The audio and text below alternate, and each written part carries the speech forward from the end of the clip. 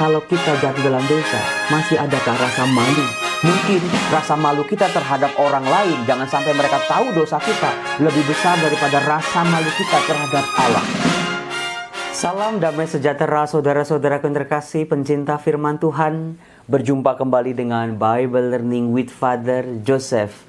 Saudara-saudara, bagaimana kabar Anda hari ini? Di Minggu Prapaskah yang kedua ini, apakah Anda masih semangat dalam menjalani pantang puasa? Semangat 45 Romo. Karena sungguh-sungguh terbukti dengan berpantang, berpuasa, bertobat sungguh-sungguh, hidup saya sungguh jauh lebih baik, Romo. Siapa sih yang gak senang kalau hidupnya lebih baik daripada sebelumnya? Saudara-saudara, betul juga ya. Tidak terasa perjalanan tobat pantang puasa kita sudah memasuki Minggu Prapaskah yang kedua. Saya pernah mengatakan kalau di Minggu Prapaskah yang pertama, sepanjang minggu kita ditemani oleh bacaan-bacaan kitab suci tentang sebuah fakta, kenyataan yang tidak bisa kita pungkiri, yaitu ada kuasa dosa yang betul-betul membuat manusia tidak berdaya. Ada sebuah kekuatan dan efek dari dosa yang betul-betul menghancurkan kehidupan manusia, merenggut kebahagiaan manusia, merenggut masa depan hidup manusia yang tadinya hidup damai sejahtera bersama Allah. Betul-betul manusia tidak lagi bisa berkutik di hadapan dosanya. Meskipun mungkin dosanya hanya dilakukan sekali, dulu. Mungkin dosanya itu dilakukan tanpa sengaja, dulu. Tetapi saudara-saudara, perbuatan dosa sungguh-sungguh menghancurkan entah dirinya, entah keluarganya, entah pekerjaannya, orang-orang di sekitarnya. Sehingga manusia betul-betul hancur karena dosa. Itu di minggu yang pertama masa Prapaskah. Nah, sementara begitu kita memasuki Minggu Prapaskah yang kedua, kita dituntun terhadap satu fakta yang juga luar biasa, bahkan jauh lebih besar daripada fakta yang pertama. Kita diperkenalkan dalam bacaan-bacaan dalam perayaan Ekaristi tentang kemurahan hati Allah. Ternyata Allah yang menciptakan kita, Allah pemilik hidup kita, Allah yang betul-betul punya perhatian sama kita adalah Allah yang murah hati, Allah yang tidak pelit dengan pengampunannya, Allah yang siap mengampuni kalau manusianya bertobat. Allah yang sungguh menyayangi kita lebih dari kasih sayang seorang ibu atau seorang ayah. Allah yang betul-betul mau berkorban apapun buat kita, yang memahami kita sebelum kita mampu memahami Dia. Saudara-saudara, mari dalam bacaan-bacaan ini kita gali apa yang harus kita lakukan di Minggu Prapaskah yang kedua ini berhadapan dengan Allah yang murah hati. Di bacaan pertama diambil dari nubuat Nabi Daniel bab 9 ayat 4 sampai 10. Daniel bab 9 ayat 4 sampai 10. Di situ saudara-saudara, kalau kita gali lagi, kalau kita baca kitab sucinya, kita langsung berhadapan dengan judul doa Daniel. Romo, berarti di masa Prapaskah ini kita sudah berkenalan dengan 3 buah doa dalam kitab suci. Apakah Anda masih ingat video-video Bible Learning sebelumnya? Yang pertama, doa Ratu Esther. Ingat nggak? Harus ingat dong, nggak boleh dilupakan. Esther yang tidak punya penolong, berharap pada Tuhan. Dia mohon kemurahan dan bantuan Tuhan. Dan doanya langsung terkabul. Yang kedua, doa Paulus. Ingat nggak? Bagaimana Paulus berdoa untuk jemaat-jemaat yang dilayaninya? Doanya apa? Tuhan, berilah mereka roh-Mu sendiri, supaya mereka menjadi kuat dalam perjuangan mereka, dalam menghadapi aneka macam tantangan-tantangan dan kesulitan hidup.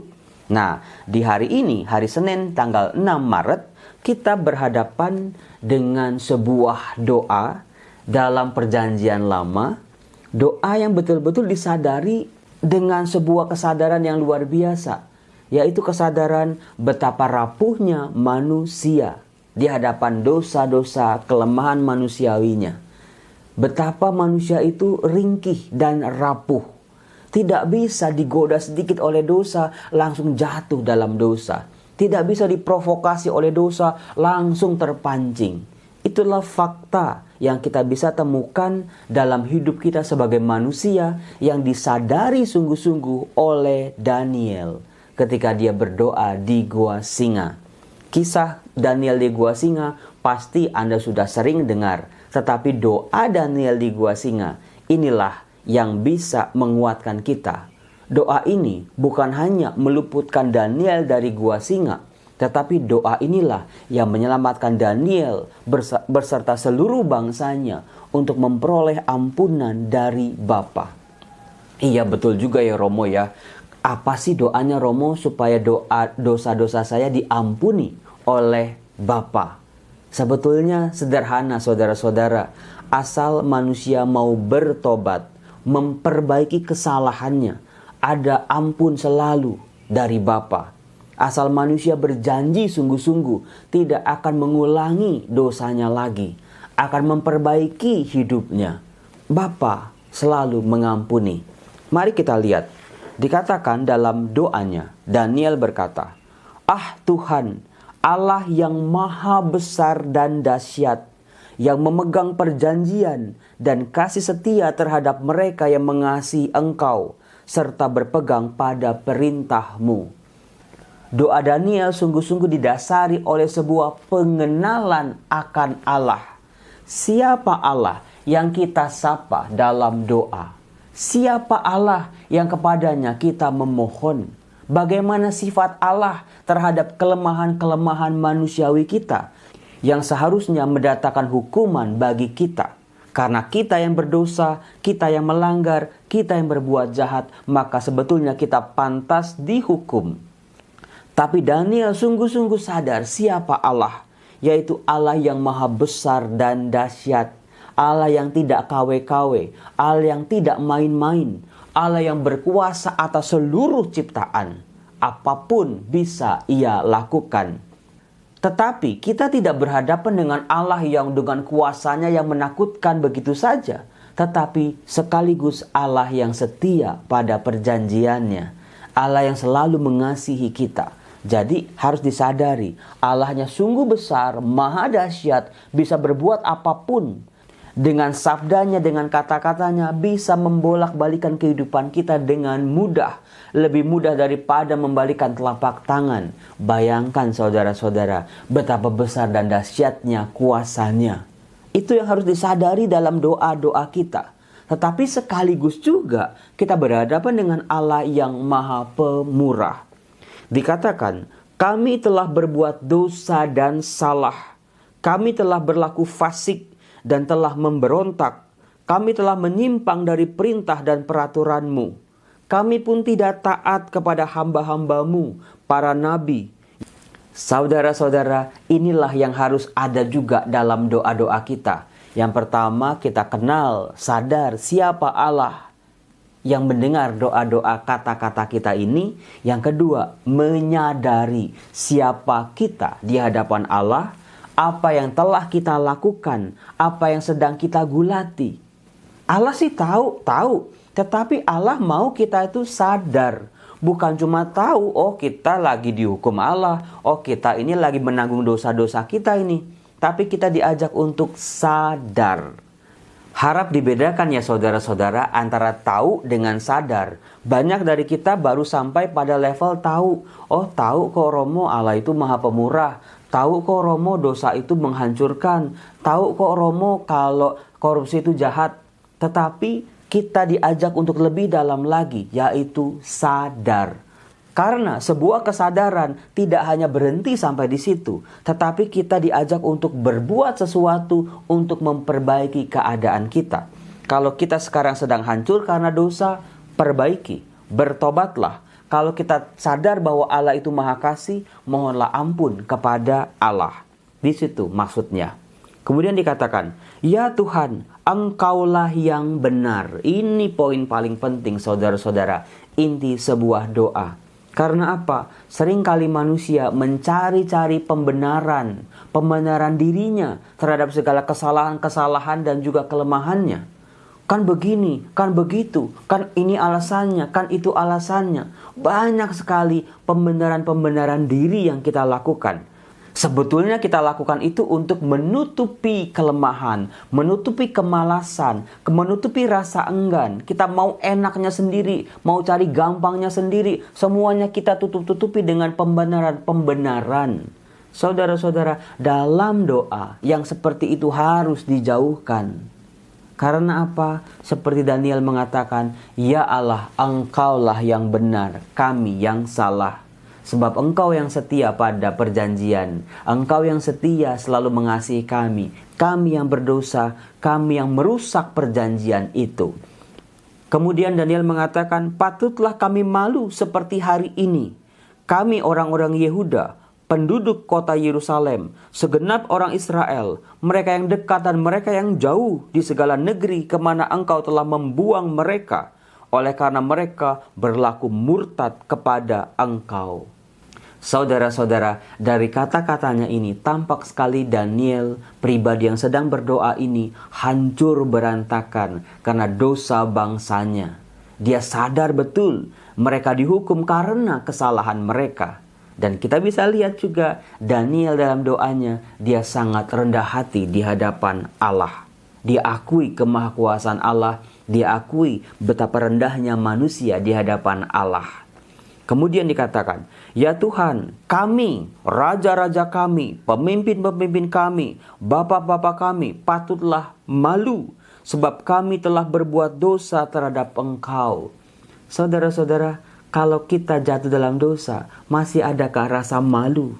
Mungkin rasa malu kita terhadap orang lain, jangan sampai mereka tahu dosa kita, lebih besar daripada rasa malu kita terhadap Allah. Hati-hati, ini yang harus dikoreksi saudara-saudara. Orang lain kalau tahu dosa-dosa dan kelemahan kita, mungkin bisa mereka mengejek kita. Tetapi saudara-saudara, itu cuma mulut manusia. Ada pribadi lain lagi yang kepadanya kita harus lebih malu lagi. Apakah dalam doa, terima komuni, kita ke gereja, kita di hadapan salib Tuhan, apakah masih ada rasa malu? Atau jangan-jangan kita seperti orang yang tidak tahu malu di hadapan Allah. Seenaknya aja, udah dosanya gede, mau minta kemurahan dari Tuhan. Udah dosanya gede, main gampang aja minta pengampunan dari Tuhan.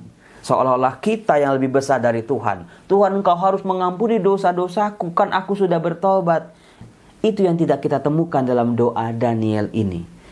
Malulah kepada Allah kalau kita sedang hidup dalam keadaan berdosa dan belum juga bertobat. Kemudian dikatakan, "Pada Tuhan Allah kami ada belas kasih dan pengampunan, walaupun telah memberontak terhadap Dia, dan tidak mendengarkan suara Tuhan Allah kami, yang menyuruh kami hidup menurut hukum yang diberikannya kepada kami dengan perantaraan para nabi hamba-hambanya." Ternyata saudara-saudara, ada sesuatu yang menarik di sini. Karena di balik penderitaannya, karena hukuman karena dosa-dosa mereka, di balik penderitaan karena dijajah oleh bangsa lain, di balik hancurnya hidup mereka, Daniel bisa menemukan sebuah mutiara, intan permata yang sangat indah yang bernama pengampunan dan belas kasih Allah. Kan kalau kita lagi main lumpur, main kotor-kotoran, kita lagi hancur dalam dosa, udah berlimpah segala dosa dan kesalahan, sulit bagi kita melihat hal-hal yang bersih. Tetapi Daniel mampu menemukannya. Kita juga bisa menemukan belas kasih dan juga pengampunan dari Bapa. Meskipun mungkin dosa kita saat ini sangat berat, dosa di masa lalu kita sangatlah berat dan kelam. Gelap romo hidup saya. Kalau udah gelap kan susah lihat terang. Tetapi masih ada terang, belas kasih dan pengampunan dari Bapa. Itulah saudara-saudara yang didoakan oleh Daniel yang selaras dengan ajaran Tuhan Yesus. Karena Tuhan Yesus mengajar murid-muridnya dalam Injil Lukas bab 6 ayat 36 sampai 38.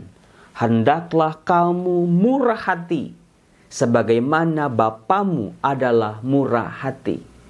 Bapa yang Maha Pengampun itu adalah Bapa yang murah hati.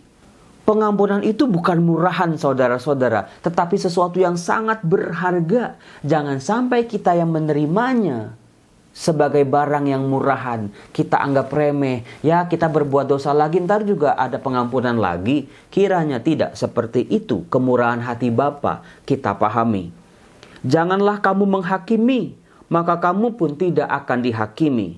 Janganlah kamu menghukum, maka kamu pun tidak akan dihukum. Nah, ini penting. Ampunilah, maka kamu akan diampuni. Berilah, maka kamu akan diberi. Saudara-saudara, siapa yang senang kalau ketemu orang baik?